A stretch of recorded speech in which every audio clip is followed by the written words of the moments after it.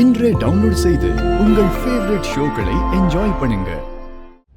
சரி சரி, அவன் மிரட்டுறாங்கிறதுக்காக இல்ல, நீ கைய புடிச்சுக்கிட்டு காலுன்னு சொன்னதுக்காக ஒத்துக்கிறேன். தேங்க்யூ மாமா.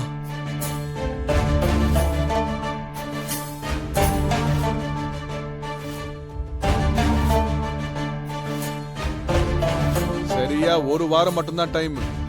அதுக்கப்புறம் நீங்களே வந்து உங்க தங்கச்சியை கூட்டிட்டு போறீங்களோ இல்ல நாங்க துரத்துனதுக்கு அப்புறம் அவளே உங்க வீட்டுக்கு நடந்துட்டு வருவாளோ எதுவுமே எங்களுக்கு தெரியாது.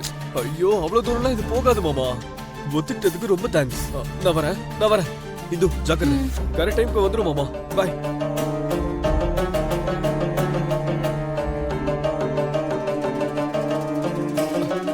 பேசி முடிச்சிட்டேன் அண்ணா. செட்டில் பண்ணியாச்சுண்ணா, எல்லாம் செட்டில் ஆயிடுச்சு. அப்படின்னு சொல்லிட்டு வந்த உங்களுக்கு வர வேண்டியது வந்து சேரும்னு ஒரு வாரம் டைம் கேட்டிருக்கேன். அவங்க ஓகே சொல்லிட்டாங்க. சரியான பணப்பேங்களா இருக்காங்க. அவங்க நினைச்சதை கொடுத்ததுக்கு அப்புறம் இந்துவை நல்லா பாத்துக்குவாங்கன்னு எப்படி நம்புறது? கொஞ்சம் இரு, ஒரு வாட்டி நானும் போய் பேசிட்டு வரேன். வேண்டாண்ண, சொல்றத புரிஞ்சுக்கோ.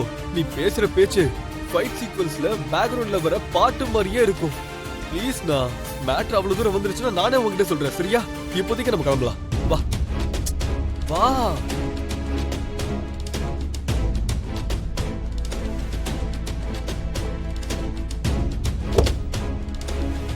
அப்புறம் உன் கார்? உன் கூட டிராவல் பண்ணி ரொம்ப நாள் ஆச்சுண்ணா. உன் கூட டிராவல் பண்ணா ஜாலியா இருக்கும். அதை நான் அப்புறமா எடுத்துக்கிறேன். வா கிளம்பலாம்.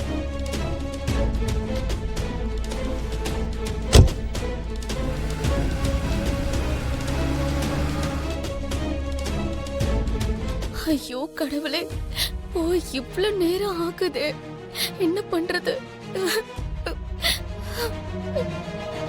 சரி, போய் ரொம்ப நேரம் ஆகுது, என்ன ஆச்சுன்னே தெரியல.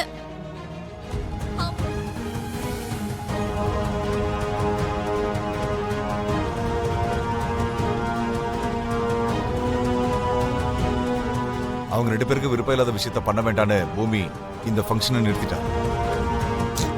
என்னப்பா இது? பூமியே தத்தெடுக்கிறது வேணான்னு நிறுத்திட்டாளா? ஆமாண்டா, எல்லாருக்கும் விருப்பம் இருக்கும்போது இந்த ஃபங்க்ஷன் நடத்துங்கன்னு உங்க மாமா கிட்ட சொல்லி பூமி டான்ஸ் கிளாஸ்க்கு கிளம்பிட்டா. டான்ஸ் கிளாஸுக்கும் கிளம்பி போயிட்டாளா?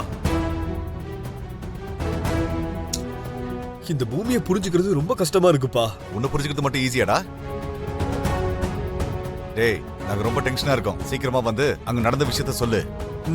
சரி சரி, நாங்க வந்துடுறோம்.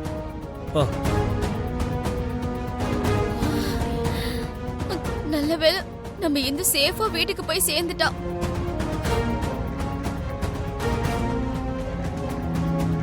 என்னடா ஆச்சு? அப்பா என்ன பயங்கரமா பாராட்டினாருண்ணே.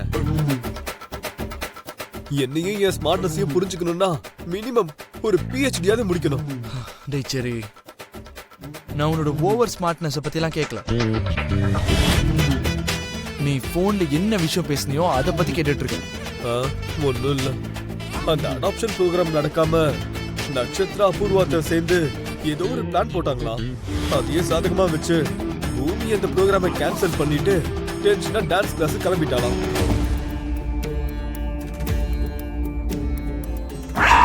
இங்க பாரு, இதுக்கு முன்னாடி உன் ஃப்ரெண்டு கிட்ட நான் சொல்லியிருக்கேன், அந்த தத்தெடுக்கிற விஷயம் மட்டும் நடந்துருச்சுன்னா அதுக்கு மேல நிரந்தரமா நம்ம சந்திக்க மாட்டோம். ஆமா, நான் தெரியாம தான் கேக்குறேன். வீட்ல நிம்மதியா இருக்காம இந்த டான்ஸ் கிளாஸ்ல பூமிக்கு தேவையா? நல்லா இருக்குமா? இவ்ளோ பெரிய பிரச்சனை நடந்திருக்கு, அத பத்தி கவலைப்படாம உன் மாமாவோட போட்டோ பார்த்து ரசிச்சிட்டு இருக்கியா? லூசு மருதாணி, என்னதான் கவலையா இருந்தாலும் எனக்கு சந்தோஷத்தை கொடுக்கறது என் மாமா தான். அதுவும் இல்லாம என் வாழ்க்கையே இப்ப என் மாமா தான். என் அப்பா திட்டாருன்னு நான் கவலைப்பட்டுட்டு உட்காந்துட்டு இருந்தா என் மாமாவை நான் எப்ப காதலிக்கிறது? சரியா போச்சு.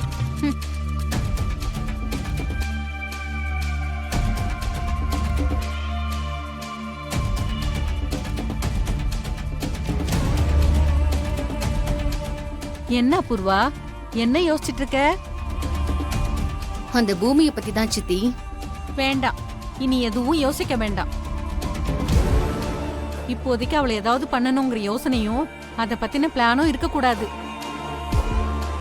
இன்னைக்கு உன் பொண்ணு போட்ட பிளானை விட சிறந்த பிளான் இருக்க முடியுமா? இருந்தாலும் பாத்தியா கடைசி நேரத்துல எப்படி தப்பிச்சான்னு? நான் அவ தப்பிச்சிட்டத பத்தி யோசிக்கல சித்தி. அவ தத்தெடுக்கிறத ஏன் வேண்டான்னு சொன்னான்னு யோசிக்கிறேன். அதான் சொன்னா இல்லம்மா, நீங்க 2 பேரும் விருப்பப்படுற அன்னைக்கு அந்த தத்தெடுக்கிற ஃபங்க்ஷனை நடத்திக்கலான்னு. நாங்க அம்மா பொண்ணு சாகுற வரைக்கும் அதுக்கு சம்மதிக்க மாட்டோம்னு அவளுக்கு நல்லாவே தெரியும்.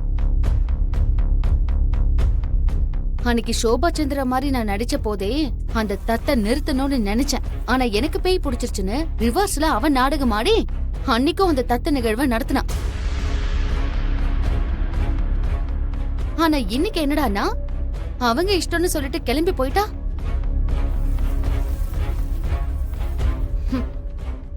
அவ இப்படி வேண்டான்னு சொல்றானா அதுக்கு பின்னாடி ஏதோ ஒரு காரணம் இருக்கு. அவன் என்ன தெய்வத மாதிரி பாத்துக்கிட்டு இருக்கான். குறைஞ்சபட்சம் அவனுக்கு நேர்மையான தாயாவது இருக்கணும். நீங்க என்ன விட்டுட்டு போனதுக்கு அப்புறம் அவன் கிட்ட பகிர்ந்துகிட்ட நினைவுகள் அதுவே எனக்கு போதும்.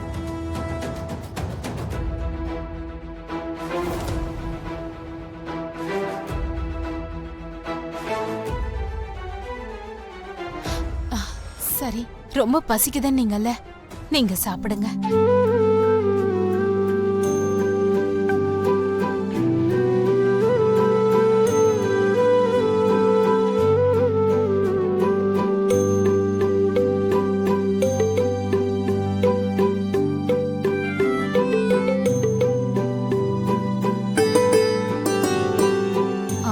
சாப்பிடுங்க.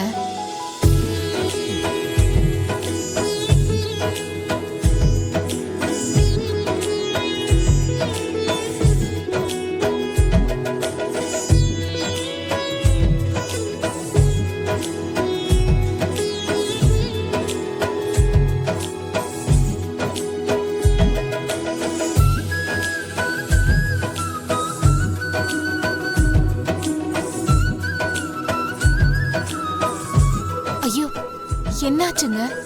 ஏன் கண் கலங்குறீங்க? அது ஒண்ணுல